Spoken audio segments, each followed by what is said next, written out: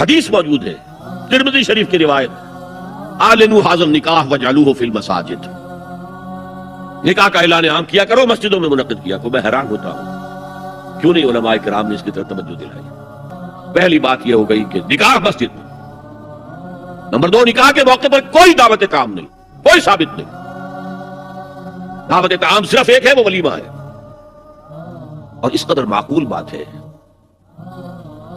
सब बाप अपने सीनों पर हाथ रखकर सोचे और मेरी बात सुने, क्या बेटी को घर से रुखसत करने का वक्त जो है वो खुशी का वक्त होता है? तो उनसे मुर्ग पुलाव खाना और मुतंजन खाना कोई माकूल बात नहीं।